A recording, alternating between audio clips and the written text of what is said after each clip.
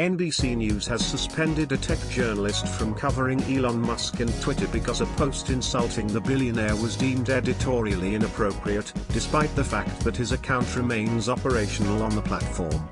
NBC News has fired tech journalist Ben Collins for criticizing Elon Musk in tweets that were deemed editorially inappropriate. According to sources close to the situation, NBC executives decided to fire Collins earlier this month after evaluating his Twitter insults at Musk.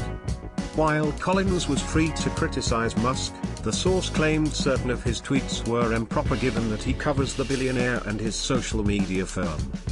According to the source, one of the problematic tweets occurred on October 30th when Quartz reporter Scott Never noted that Musk may stand to lose a lot of money as a result of his Twitter takeover. Unless he's attempting to sink this place on purpose, I've never seen somebody more out of their depth in my life, Collins responded. The dog has cornered the automobile and is demanding that it pay for gas. Collins' suspension, according to the source, is still in effect. Collins tweeted a single heart emoji after learning of his suspension on Friday. Previously, the tech reporter provided a list of 9 journalists who were kicked off Twitter for providing links to an account that records the movements of his private jet.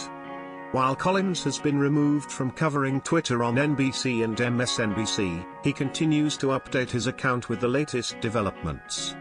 Collins has been critical of Musk on numerous occasions since the billionaire announced his interest in owning a social networking platform in April. According to Fox News, his last on-air appearance was on MSNBC on December 2nd. On the same day, he chastised journalist Matt Taibbi for collaborating with Musk and other reporters Michael Schellenberger and Bari Weiss to publish the so-called Twitter files, which detailed the company's censorship history. Imagine throwing it all the way to handle public relations for the world's richest person. The reporter's work was humiliating St, he said. Collins' suspension comes as Musk considers whether to reinstate the accounts of the journalists who were barred for allegedly posting assassination coordinates against him. Ryan Mack of the New York Times, Drew Hartwell of the Washington Post, Donnie O'Sullivan of CNN, Matt Binder of Mashable, Michael Lee of The Intercept, Stephen Herman of VOA, and Aaron Rupa, Tony Webster, and Keith Olbermann all had their Twitter accounts suspended on Thursday. Twitter's new head of trust and safety, Elon Irwin, told Reuters that the accounts were manually inspected and that it violated the company's latest anti-doxing policy. The journalists shared links to a college student's account that has been tracking Musk's jet's real-time whereabouts since 2020 using publicly available data. Musk had posted a poll asking users if the accounts should be reinstated right away, tomorrow, 7 days later, or later. However, after 43% opted for their immediate reinstatement, the chief Twitter issued a new poll with only 2 options, now or in 7 days.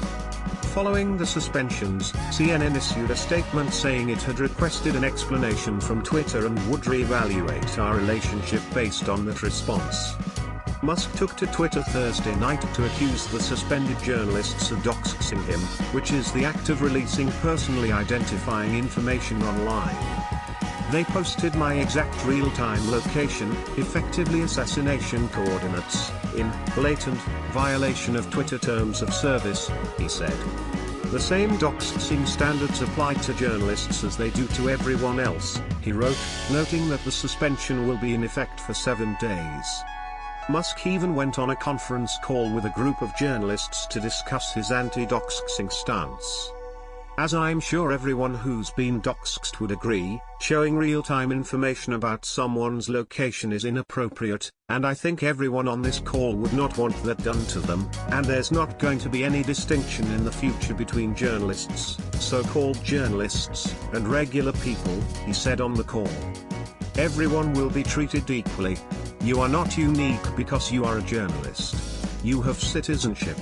As a result, no special treatment. You dox, you get suspended, that's the end of the story. And no ban evasion or attempting to be clever about it, such as oh, I provided a link to real-time information, is obviously merely evading the meaning, which is no different from really showing real-time information. Musk also clashed with US Representative Alexandria Ocasio-Cortez, who said on Twitter Thursday night that while she sympathized with Musk's wish to avoid being doxxed, his ban on 9 journalists was proto-fascism. As someone who has been the victim of actual and frightening conspiracies, I understand. I didn't have security and had numerous terrifying encounters, she stated in one tweet.